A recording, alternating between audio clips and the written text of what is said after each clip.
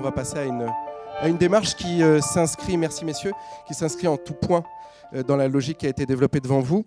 La gestion des compétences au cœur même d'un projet, au cœur même d'une démarche globale. On est au cœur du projet. Et donc je laisse la parole à Alexandre Chrétien, Madame Laure et Madame Chaussard. Bonjour à tous. Effectivement, on va continuer dans cette idée que les politiques RH peuvent permettre de conduire un projet, avec aussi toujours, installez-vous, je vous en prie, toujours cette idée d'anticipation, anticiper pour ne pas subir.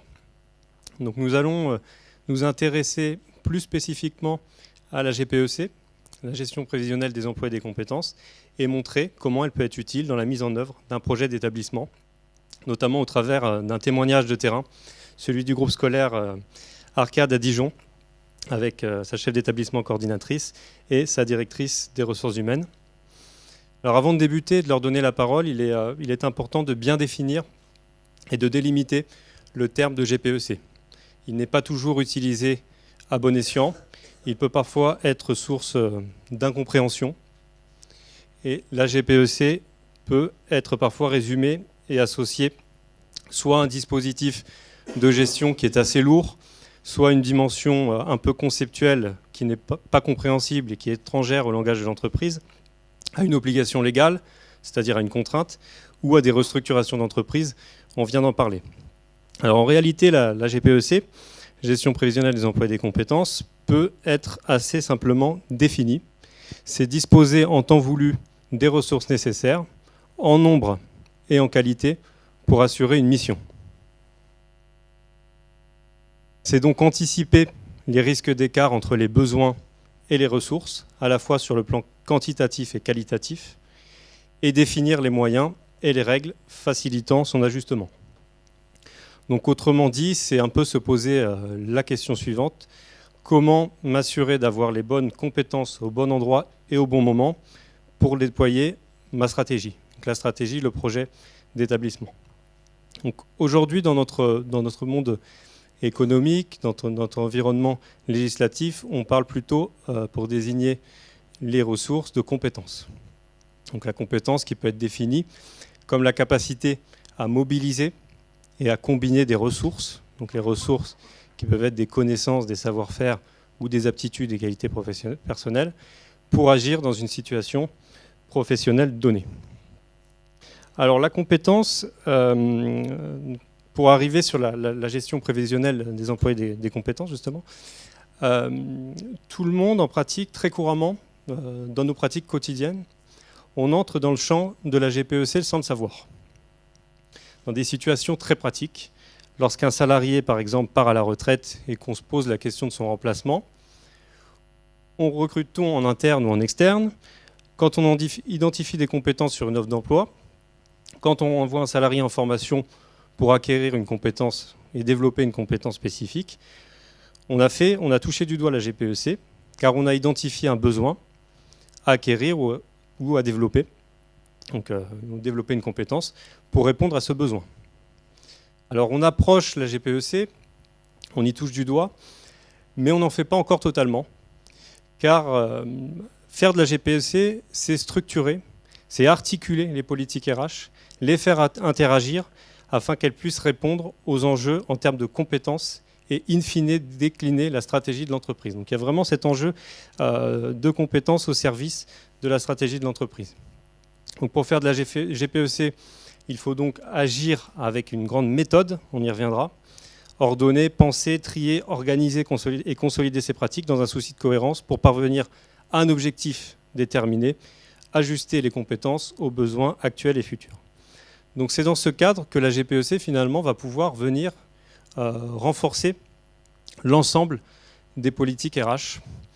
La plus évidente, c'est la politique de formation professionnelle, puisque la politique de formation aura pour objectif de développer les compétences pour une meilleure tenue du poste de travail tel qu'il est aujourd'hui et tel qu'il le sera demain, et de développer aussi les compétences pour accéder à un autre métier.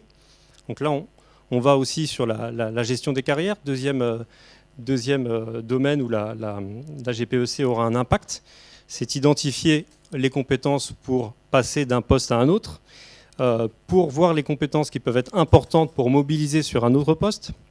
On aura ensuite le recrutement qui sera impacté, où on cherchera de disposer des compétences nécessaires dans le domaine en fonction des besoins actuels et futurs.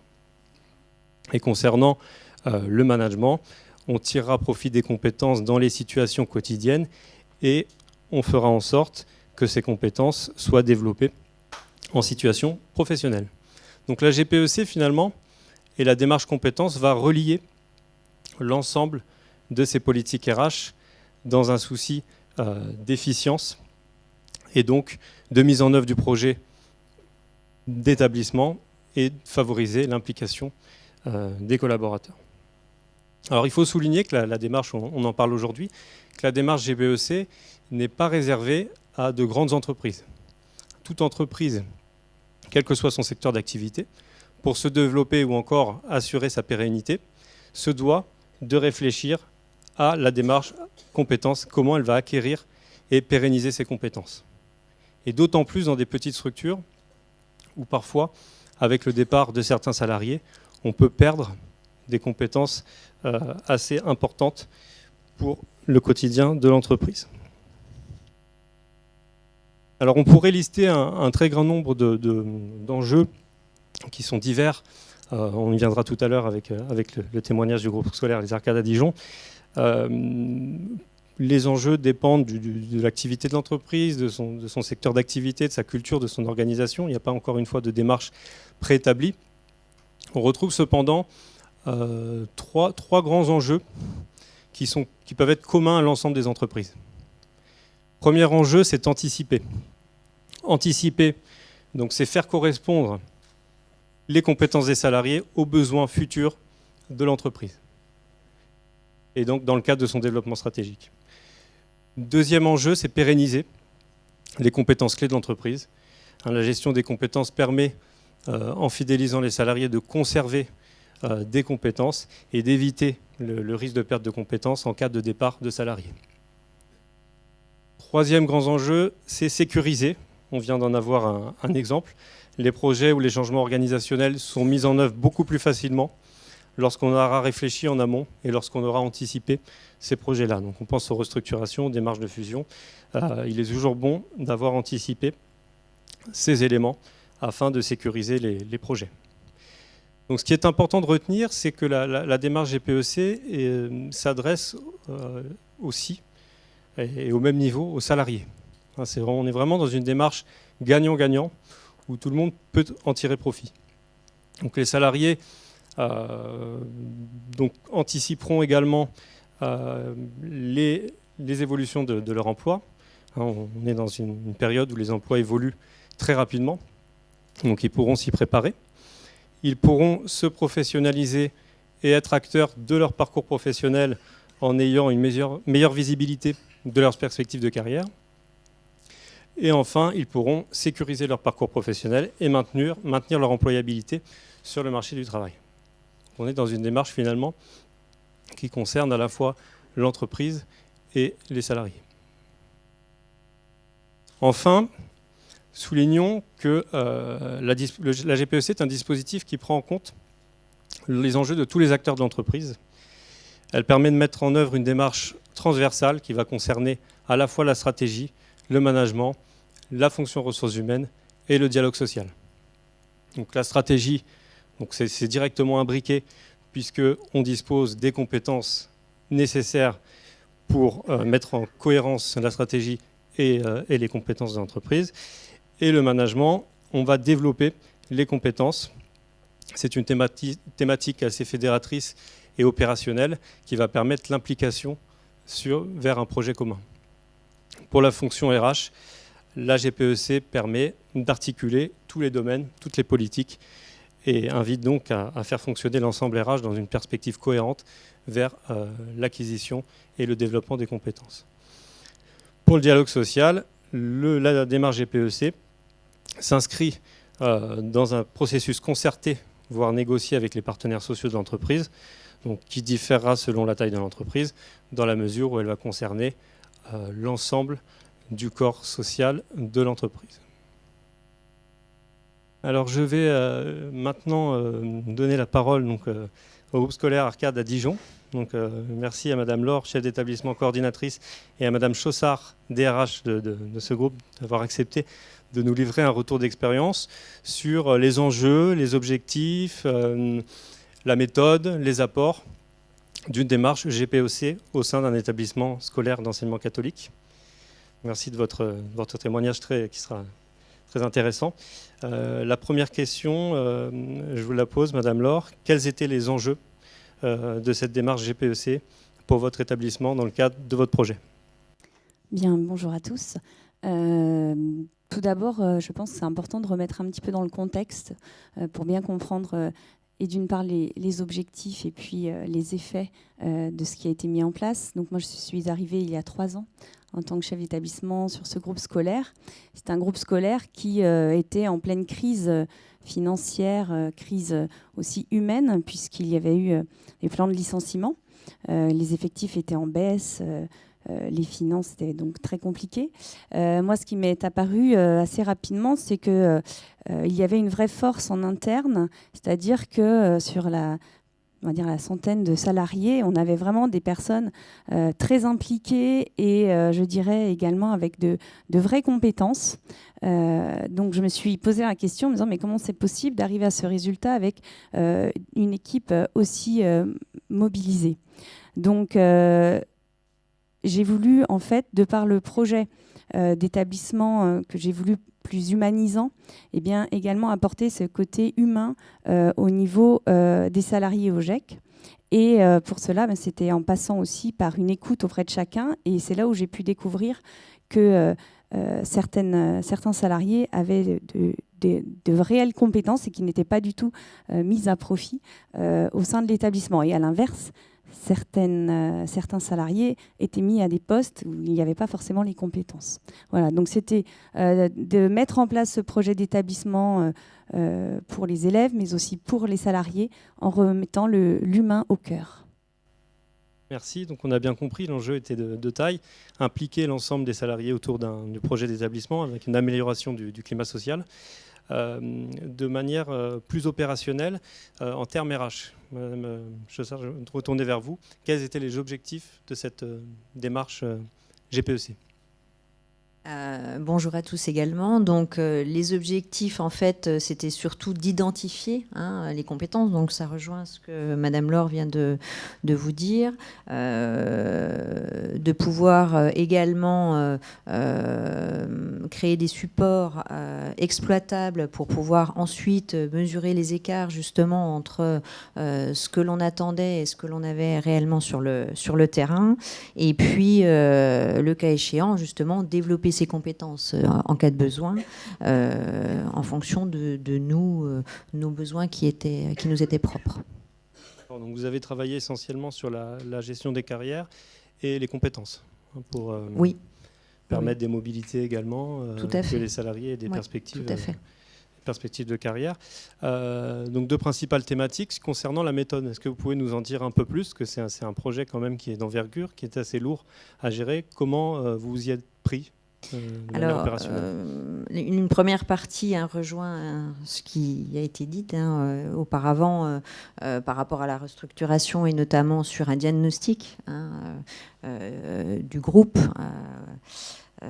au niveau de l'analyse de l'environnement, au niveau de la stratégie exactement que l'on souhaitait mettre en place. Et puis, tout d'abord, pour pouvoir sensibiliser un maximum de personnes à la GPEC, la direction a décidé de mettre en place un comité de pilotage qui était formé donc de représentants du personnel, de managers, du chef d'établissement coordinateur, évidemment, et de moi-même. L'idée, c'était de pouvoir mettre tous ces acteurs au cœur du projet pour qu'ils puissent justement communiquer au fur et à mesure de l'avancée du projet sur l'ensemble des salariés pour les accompagner sur ce changement, étant donné que nous, sur le groupe Arcade, nous n'avions pas vraiment de support support de base pour évaluer les salariés. Alors, on en avait, mais je dirais pas suffisamment opérationnel pour être exploitable, pour pouvoir justement derrière mener cette réflexion de GPEC et pouvoir mesurer concrètement, qualitativement et quantitativement, nos ressources et nos besoins. Donc voilà, ça c'est pour le début du projet. Ensuite, la première phase, ça a été de mettre en place une cartographie des emplois. Alors nous, on est quand même parti de l'existant. On avait des fiches de poste, donc on est parti des fiches de poste et on est remonté vers des grandes familles professionnelles. La famille pédagogie, par exemple, la famille gestion-administration, avec des sous-familles à l'intérieur de celle-ci où on a en fait récupéré tout un tas d'informations pour pouvoir créer ces fiches emploi type, qui sont donc, elles, je dirais, transposables un petit peu dans n'importe quelle autre structure, et puis après décliner au niveau des compétences, graduer les compétences. Alors, on n'a pas voulu quelque chose de compliqué, parce qu'on voulait quelque chose qui soit accepté et vraiment compris par l'ensemble de nos salariés. Donc en fait, on est parti sur une graduation de compétences très générique. Voilà, sur les notions, la maîtrise, l'expertise, avec des degrés, et puis au niveau des savoir-être, sur une compétence clé, je dirais, pour le métier à proprement parler. Voilà, donc ça s'est fait autour de nombreuses réunions, beaucoup d'échanges avec l'ensemble des membres du comité de pilotage, et puis un travail quand même de longue haleine, pour pouvoir, je dirais, réfléchir sur les bonnes compétences à l'intérieur des emplois et pouvoir créer ces fiches d'emploi type qui sont vraiment des supports très très importants pour nous. D'accord, donc là, vous avez fait toute une phase d'analyse un petit peu, de mesure des écarts entre les compétences acquises et les compétences requises. Et après, donc là, c'était toute la phase préalable en fait, de pilotage. Et après, vous avez mis aussi un certain nombre d'actions suite aux entretiens professionnels de salariés. C'est bien ça. Alors en fait, si vous voulez, au niveau des différentes actions qui ont été mises en place. Notamment, on a eu au départ déjà une forte sensibilisation sur les managers, puisque évidemment, on allait pouvoir effectuer ces entretiens d'évaluation grâce à eux. Ce qui a bien été donc très important, c'est de les former également à la conduite de ces entretiens, pour que nous, on puisse avoir derrière, je dirais, les éléments exploitables pour pouvoir mesurer ces écarts, puisque jusqu'alors, ce n'était pas tout à fait le cas. Voilà. Après, donc, ça nous a permis également au niveau des recrutements, vous l'avez dit vous-même, avec les fiches emploi créées, au moment de recrutement, c'est vrai que vous avez un support avec un profil type, avec des compétences attendues, ce qui facilite les rédactions d'annonces, ce qui facilite aussi toute la phase de recrutement au niveau des présélections, et ce qui facilite l'établissement d'un profil attendu pour un poste en particulier. Merci. Donc recrutement, également formation, puisque certains salariés sont partis suite à cela en formation pour développer des compétences. Il y a eu des mobilités également, on y reviendra peut-être un peu plus tard, mais il y a eu une suite très opérationnelle et une phase d'action qui a été enclenchée. Donc une démarche un peu novatrice, on l'a bien compris, qui constitue un changement par rapport à la culture jusqu'à présent d'entreprise. On parle d'évaluation des compétences, de développement de carrière, c'était un vocable un peu nouveau. Comment avez-vous accompagné ces changements ? qui pouvaient susciter des inquiétudes, des craintes, qui pouvaient même remettre en cause certaines habitudes. Vous m'avez indiqué donc une communication importante avait été réalisée. Très concrètement, comment vous y êtes pris au niveau, on parlait de communication tout à l'heure dans les projets de restructuration, là aussi la communication, je suppose, est très importante. En effet, je pense, j'étais très attentive quand le collègue en parlait tout à l'heure, je pense que la communication, c'est vraiment le point essentiel pour que les salariés comprennent que cette GPEC, c'est vraiment du gagnant-gagnant, comme vous le disiez. Et en fait, il faut être à la fois en transparence, savoir dire que les points qui ne sont pas opérationnels et en même temps valoriser les compétences qui n'ont peut-être pas été vues jusqu'alors. Et c'est vrai que ça a permis, en tout cas, par cette communication régulière auprès des IRP notamment, au quotidien aussi, auprès des salariés, eh bien, ça a permis de faire comprendre le but et de fédérer en fait l'ensemble des salariés qui étaient plutôt, donc, comme je le disais, blessés, meurtris, séparés, en conflit. Et bien, ça a permis voilà, de tous se rassembler et se dire en fait, on est tous dans le même bateau et si on essaye de sortir tous nos points forts, on va pouvoir avancer tous ensemble. Merci. Donc là, c'est une communication donc assez étroite auprès des salariés, des managers. J'en viens aux partenaires sociaux. On a vu que la GPEC est une démarche qui donne lieu à une concertation, voire à une négociation. Comment ont-ils été associés dans votre démarche GPEC ? Alors, un premier point, comme on l'a dit, ils étaient associés au niveau du comité de pilotage. Donc, en fait, ils étaient acteurs à nos côtés.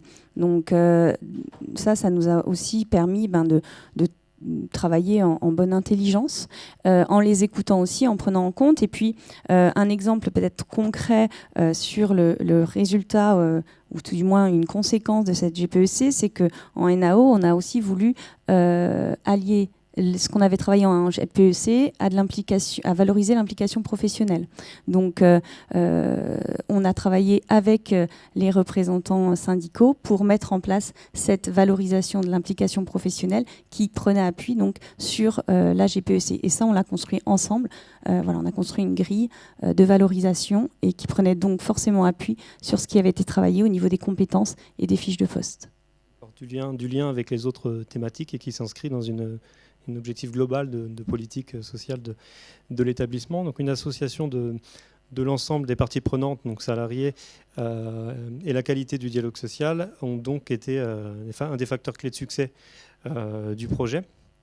Après une année de recul et beaucoup d'énergie mobilisée, pouvez-vous mesurer un retour sur investissement, si on peut s'exprimer ainsi, et les apports concrets au quotidien de la démarche de GPEC, à la fois pour piloter votre projet et en termes un peu plus RH peut-être? Si on regarde avec un petit pas de côté, c'est ça, une prise de recul, je dirais premièrement que ça nous a permis de déceler des dysfonctionnements très impactants sur le groupe par des personnes qui n'avaient pas les compétences pour être sur des postes, et notamment des postes clés. Donc, c'est pas la GPEC, c'est aussi ça, c'est de pointer aussi quelqu'un qui ne devrait pas être à ce poste et qui a été mis à ce poste. Ça, c'est un point important. Avec le recul, je me dis que c'est aussi ça. Et du coup, si on arrive à dire, non, cette personne n'a pas les compétences pour, ça nous permet de lancer un recrutement et de travailler donc bien sûr les compétences. Deuxième point, ça nous a permis de déceler donc, des personnes qui avaient un poste pour lesquels faisaient très bien le travail, mais lorsqu'on a travaillé sur cette GPEC, on s'est dit mais cette personne-là, elle peut être intéressante ailleurs. Je prends l'exemple d'une personne qui était animatrice en vie lycéenne. Donc, elle s'occupait de toutes les animations pour les lycéens. Et lorsqu'on l'a reçue et on a fait les entretiens avec elle, on s'est aperçu que c'était quelqu'un qui avait été cadre manager à la Poste et qui avait vraiment aussi une vision de manager qui pouvait être très intéressante.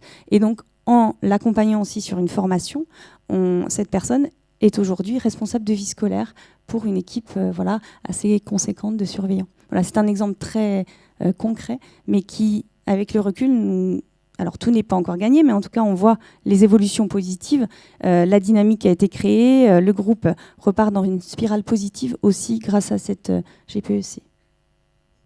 Merci, donc il y a vraiment un impact fort même sur la stratégie globale de l'entreprise et pas que simplement sur l'aspect cloisonné des ressources humaines. Vous voyez vraiment l'impact. Madame Chaussard, vous voulez... Alors, moi, c'est plus, je dirais, la partie opérationnelle. Au jour d'aujourd'hui, au niveau du recrutement, on a vraiment un gain de temps et une efficacité au niveau de nos recrutements qui est différente par rapport à avant. Avec cette cartographie qui a été bâtie, les fiches emploi, ça nous permet vraiment de pouvoir avoir de recruter les bonnes personnes. Puisque en amont ça a été vraiment réfléchi et établi, donc ça c'est un point qui est très fort. Et au niveau RH, enfin moi je sais que je m'y retrouve beaucoup, puisque on a vraiment gagné en efficacité à ce niveau-là. On a gagné en efficacité aussi également sur le plan de formation. Puisque vous l'avez dit effectivement auparavant, le plan de formation, on en discute avec le salarié et on établit les règles au cours de l'entretien professionnel.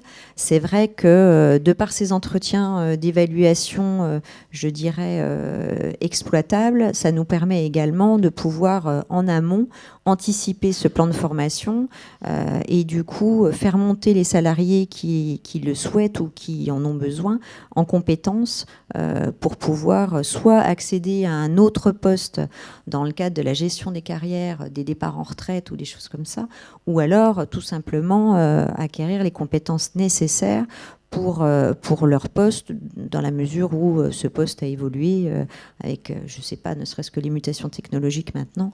Les postes évoluent tellement rapidement.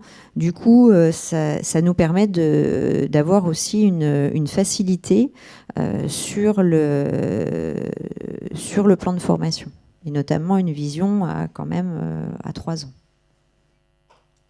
Merci beaucoup pour ces retours qui nous montrent que la GPEC peut aussi permettre de tirer profit de compétences de certains salariés dont on n'avait pas forcément connaissance. On est toujours dans cette logique d'anticipation et de préparation de l'avenir et de pérennisation des structures, avoir toujours une longueur d'avance. Autrement dit, anticiper toujours pour ne pas subir. Je vous remercie donc de ces retours. Vous nous avez confirmé aussi l'importance d'agir avec méthode, car la GPEC touche de nombreux aspects et l'ensemble des parties prenantes. On l'a bien vu avec votre comité de pilotage qui associe un certain nombre de personnes avec un champ d'intervention assez varié. Vous nous avez aussi confirmé qu'il s'agissait d'une démarche indissociable du projet d'établissement et qu'elle permettait de fédérer sur un projet commun. Donc c'est deux éléments que j'ai retenus de votre témoignage. Alors à l'issue de ce témoignage, on peut se poser une question. Vous la posez peut-être. Comment faire lorsque nous n'avons pas forcément les moyens financiers et humains pour se lancer dans une telle démarche, qui peut paraître assez lourde, assez chronophage. Alors une solution opérationnelle vous sera proposée dans les prochains mois par la branche pour vous permettre, vous aussi, de faire de la GPEC. Là, on détaillera un peu plus cet après-midi lorsqu'on parlera de formation professionnelle, mais la branche PNL a signé une convention avec le ministère du Travail et avec l'appui d'Opcalia dans le but de mettre en place une plateforme appelée Capital Compétences. Donc un gros projet piloté par la commission paritaire avec l'appui de cabinets qui donnera lieu à la délivrance de plusieurs lots. Et ce projet permettra notamment de relier objectifs stratégiques et gestion des ressources humaines et les objectifs de performance et les besoins opérationnels des salariés avec une personnalisation des parcours et un suivi personnalisé des salariés. Donc le projet vous sera présenté peut-être plus en détail et certainement plus en détail par Aurélie cet après-midi. Juste concernant le champ de la GPEC, si on peut parler du volet GPEC sans parler des autres, c'est un peu compliqué parce que vous l'aurez compris que la GPEC est assez transversale finalement. Là, l'outil permettra donc de gérer les effectifs en fonction des évolutions d'une population de salariés. Donc là, on évoquait aussi tout à l'heure les aspects démographiques et pyramide des âges. De préparer les évaluations et positionnements, notamment dans le cadre de l'entretien professionnel. Donc là, c'est ce que vous avez fait, les compétences acquises par rapport aux compétences requises. D'identifier les besoins individuels en compétences. de favoriser l'acquisition de compétences, notamment via les départs en formation, de pourvoir au recrutement à venir, d'identifier et gérer les potentiels et d'identifier les besoins en formation communs à des familles professionnelles et identifier des aires de mobilité. Donc on aura, c'est un projet, vous l'aurez compris, assez large, qui permettra également de proposer, ça je ne le développe pas, mais un certain nombre de solutions formatives pour identifier les bonnes actions de formation, pour développer les compétences, avec une déclinaison collective, puisque vous pourrez consolider les éléments et les actions de formation pour construire votre plan de formation, demain qui s'appellera le plan de développement des compétences, qui donnera lieu à consultation des partenaires sociaux. Donc un projet assez vaste et qui vous aidera, qui vous rendra service pour mener à bien une démarche de gestion prévisionnelle des emplois et des compétences. Voilà, je vous remercie de votre attention et on remercie encore une fois le témoignage de Groupe Solaire Arcade à Dijon. Merci beaucoup, madame.